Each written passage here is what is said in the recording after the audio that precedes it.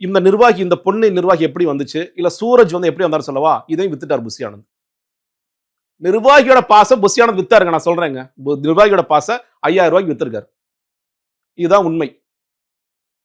எல்லா நிர்வாகிகள் பாஸ் 5000 பேர் எத்தனை நிர்வாகிகள் வந்தாங்க? அந்த இடத்துல ஒன்றியம் இல்லையா, கிளை இல்லையா, நகரம் இல்லையா? நான் வந்து விக்கிரவாண்டி மாநாட்டிற்கு முன்னாடியே சேலத்துல முதல்ல கூட்டம் போட்டாங்க. ஐயனாதன் ஐயா எல்லாம் அங்கதான் முதல்ல வந்தார். உங்களுக்கு தெரிஞ்சிருக்கும். அந்த கூட்டத்துல வந்ததே ஒரு 2000 பேர் கிட்ட வந்தாங்க. லோக்கல்ல இருக்கிறவங்க நல்லா நல்ல வேலையெல்லாம் பார்த்திருந்தாங்க. அப்ப அதுல நிர்வாகிகள் இருக்காங்க, நிச்சயம் நிர்வாகிகள் இருக்காங்க. அது ப்ராப்பர் ஸ்ட்ரக்சர் இல்லாம இருக்கலாம். இல்ல இல்லாம பட் ஆனா அவங்க வராம பொதுமக்களாக இருக்கக்கூடிய இவங்க இந்த பொண்ணு எப்படி இந்த குழந்தையை தூக்கிட்டு வந்துச்சு, சூரஜ் எப்படி உள்ள வந்தான்னு கேட்டீங்கன்னா, இந்த பாஸ வித்துட்டாங்க. ஃப்ரெண்டு பாஸ் கொடுத்தாரு, அந்த பாஸ அத ஃப்ரெண்ட் எப்படி கொடுத்தாரு? இந்த ஃப்ரெண்டுக்கு யார் கொடுத்தா? இந்த ஃப்ரெண்டு நிர்வாகியா அப்போ?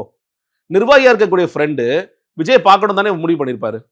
ஏன் அவரு ஏன்னா எங்க தலைவன் பேச போறான், இந்த முக்கியமான விஷயம் பேச போறான், நிர்வாகி அண்ணா கேட்கணும்ல. அவர் ஏன் பாஸ் கொடுத்து அவன் ஏதாவது பேசிட்டு போறான்ப்பா விடுப்பா, நான் கையில ஒரு 5000 கிடைக்கும் நமக்கு.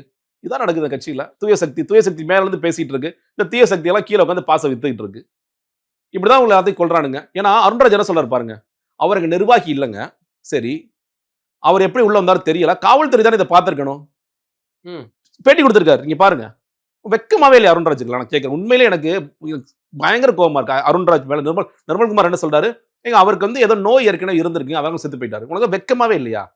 நான் இதே இப்படி பொருத்தி பாருங்க. உங்களுக்கு தாவேக்காவோட தற்குறிகளுக்கு புரியுற மாதிரி சொல்றேன். இது ஒரு திமுக கூட்டம். இந்த திமுக கூட்டத்துல சூரஜ்னு ஒருத்தர் இறந்து போயிட்டாரு. நீ என்ன பேசியிருப்பேன்? ஸ்டாலின் கொண்டுட்டாரு சொல்லிருப்பீங்களா இல்லையா? ஸ்டாலின், உதயநிதி ஸ்டாலின் சேர்ந்து சூரஜ்ங்கிற ஒரு அழகான உயிரை எடுத்துட்டாரு. 2 குழந்தைங்க, பச்சை குழந்தைங்க உங்களுக்கு இருக்கு. அவங்க போய் கேள்வி கேட்டா அவங்கள வந்து முன்னாடி சொன்ன மாதிரி அவங்களுக்கு ஏற்கனவே அவருக்கு இருது நோய் இருக்குன்னு ஸ்டாலின் பொய் சொல்ல கூச்சப்படாம போய் பேசுற. இது பேசியிருப்பீங்களா இல்லையா? நீ யார்? நீ உனக்கு புரியவே இல்லை எனக்கு. எவ்வளவு கேடுகட்ட அரசியல் பண்றாங்க. அருண்ராஜ் சொல்றாரு இவர் நிர்வாகி இல்லங்க, எப்படி வந்தாருன்னு தெரியல, காவல்துறை எப்படி விட்டாங்கன்னு தெரியலங்கிறாரு. காவல்துறைக்கு என்ன நிர்வாகி லிஸ்ட் வச்சு சூரஜ் நிர்வாகி அப்பா, பாப்பா நீ நிர்வாகி அம்மா இது கேட்டுட்டு இருப்பாங்களா?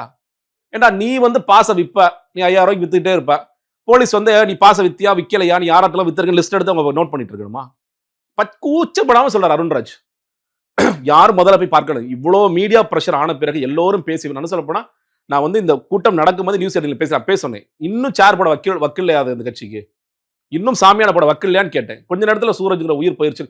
பிரஷர் தொடர்ச்சியா வரதான் அட்லீஸ்ட் வந்து ரொம்ப கடைசி நிமிஷத்துலயாவது இந்த பார்த்திபன் போய் அந்த உறவினர்கள் பிரச்சனை பண்ண பிறகு நான் மகாராஷ்டிராவுக்கு உடல் அனுப்புறதுக்கு ஆம்புலன்ஸ் அரேஞ்ச் பண்றேன்னு சொல்லி சொல்றாங்க. இன்னைக்கு செய்திகள் வருது, இன்னைக்கு போராட்டம் நடத்தி இருக்காங்க. அந்த போராட்டம் நடத்தினவங்க வந்து உடலை வாங்கிட்டாங்கன்னா ஆம்புலன்ஸ் அரேஞ்ச் பண்றேன்னு சொல்லி கொடுத்த மாதிரி தகவல் கொடுக்கறதாவும் சொல்லியிருக்காங்க. 5 லட்சம்லாம் அபிஷியல் வந்தாதாங்க தெரியும்.